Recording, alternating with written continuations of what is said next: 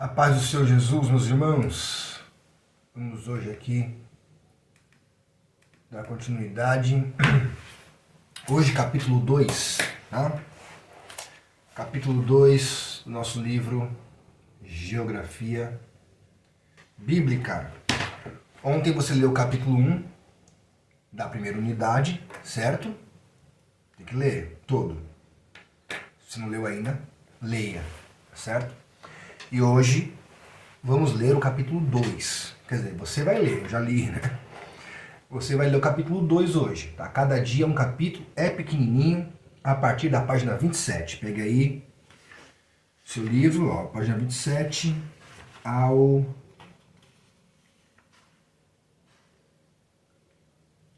33. Pouquíssimas páginas, tá bom? Não tem desculpa para não ler, tá? Vamos lá, as terras do Antigo Testamento. A primeira terra citada no Antigo Testamento é a terra da Mesopotâmia. E onde ficava, ou fica, né, a Mesopotâmia, é um país que foi tomado por diversos povos, não teve uma nação firme que durou muitos anos, como dura até hoje, que é o caso do Egito, por exemplo. Comentamos isso acerca do capítulo 1, o Egito é um país que existe até hoje. Imagina, é um país dos tempos bíblicos que existe até hoje. E nesse capítulo fala sobre como se deu as etnias dos povos de hoje, que são através dos filhos de Noé. Então é importante você aprender isso. Por quê? Noé teve 3 filhos, Sem, Cã e Jafé. Os semitas são os povos do Oriente, certo? Isso pega até Oriente Médio, Ásia, são os descendentes de Sem, que deu origem ao povo hebreu, que é o povo semita. Os descendentes de Jafé, que são os povos ocidentais, mais precisamente o povo europeu, são os descendentes de Jafé, certo? Que, consequentemente, o povo europeu dá origem aos povos das Américas, enfim, todo o lado ocidental do planeta. E os filhos de Cã, nós falamos isso no comentário passado, são os povos originários da África, os filhos de Cã. Então, esses 3 filhos de Noé é que dão origem a todos os demais povos da Terra, tá certo? Lembrando, a Bíblia, quando começa a citar regiões, começa a citar a Mesopotâmia. Acho que o primeiro texto que fala da Mesopotâmia, não anotei aqui não, mas é o texto onde fala de Abraão vivia. Abraão vivia na Mesopotâmia, certo? Por que tudo começa ali? Os primeiros povos da humanidade começam na Mesopotâmia. Por quê? Porque ali é onde está a região, segundo a Bíblia, a região do Jardim do Éden. Então, quando Adão e Eva são expulsos do paraíso, eles iniciam a vida ali, naquelas cercanias do rio Eufrates. E ali começa, então, os primeiros povos do planeta, na região que a Bíblia chama de Mesopotâmia. A palavra Mesopotâmia é a palavra grega, que significa entre rios. E ali hoje, onde é essa região da Mesopotâmia hoje? Hoje, essa região da Mesopotâmia tem diversos países que fazem ali uma espécie de fronteira na região da Mesopotâmia. Certo? Quando você vê hoje sobre a guerra que está acontecendo no caso do Irã, o Irã, como nós no Brasil conhecemos, aqui em Portugal eles chamam Irão, fica realmente ali uma disputa de território naquela região do Golfo Pérsico, que é onde os navios petroleiros precisam passar. E o Irã fica usando a sua estratégia geográfica para tentar impedir a passagem desses navios, encarecendo o preço dos combustíveis.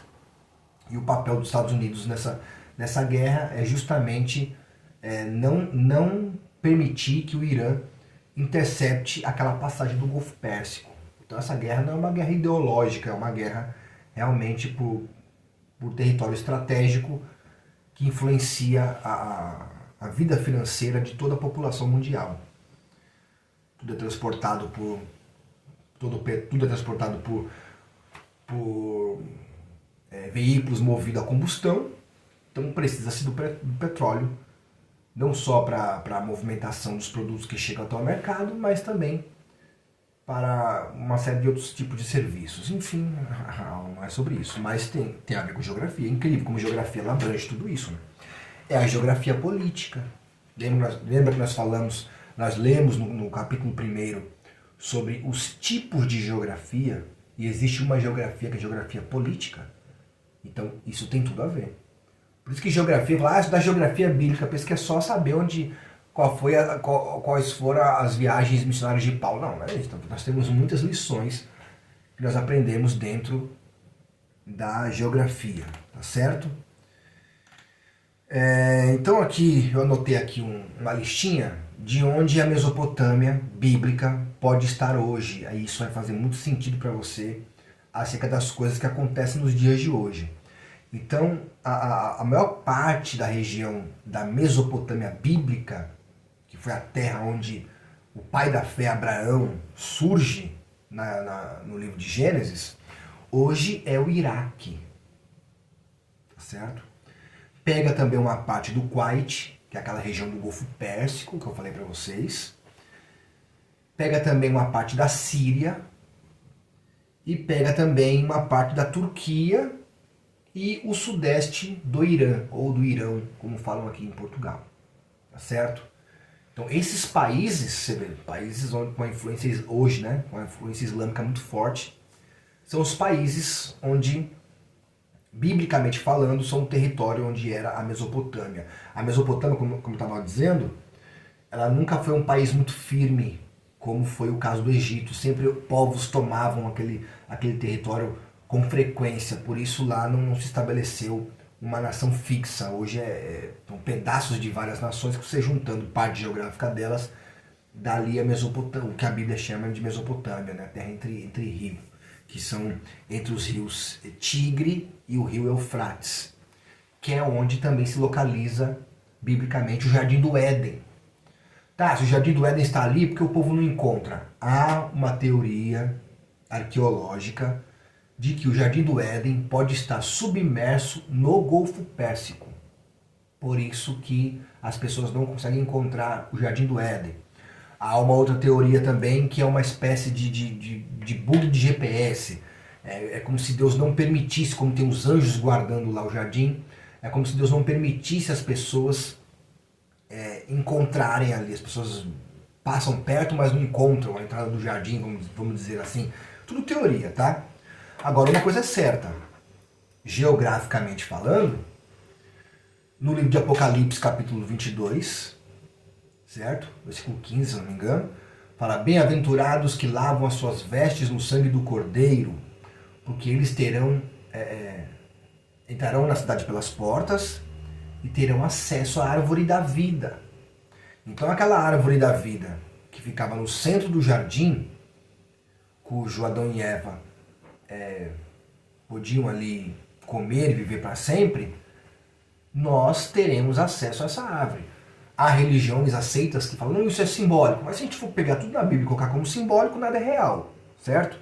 Mas como nós pentecostais procuramos ser o mais bíblico possível, os mais bíblicos possível, então nós acreditamos sim que é literal, nós vamos ter acesso à árvore da vida e vamos comer daquele fruto que nos dará a vida eterna, nos fará viver para sempre.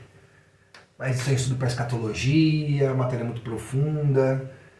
Se eu for explicar esse detalhe, vou desenhar isso, a gente faz uma série, né? Não é nem um vídeo, é uma série de vídeos. Não vamos entrar nesse caminho hoje não, que já é até polêmica esse assunto.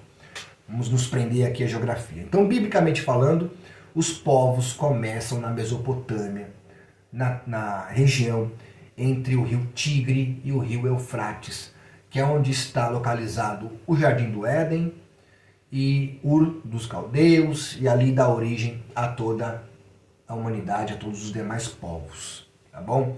O capítulo 2, falando sobre as terras do Antigo Testamento, é esse foco que ela dá.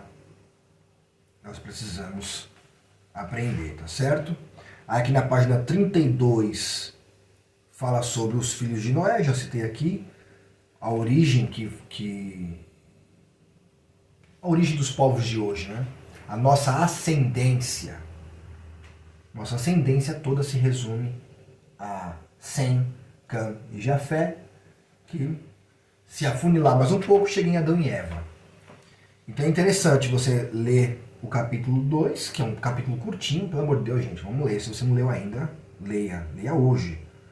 Lê o capítulo 1 ontem, lê o capítulo 2 hoje. Cada dia vamos ler um capítulo juntos, tá? Eu só estou aqui fazendo um comentário para orientar você dentro do capítulo. E como eu falei ontem, repito hoje, qualquer dúvida, deixe no grupo. Eu acho que vocês estão sendo muito inteligentes, viu? Porque ninguém tem dúvida de nada. E ninguém coloca dúvida nenhuma lá no grupo. Parabéns, viu? Vocês estão de parabéns. São alunos muito bons. E é isso. Amanhã eu venho com um comentário do capítulo 3, que é a peregrinação pelo deserto. Hoje falamos sobre a Mesopotâmia e a nossa ascendência aos filhos de Noé. Pai do Senhor Jesus.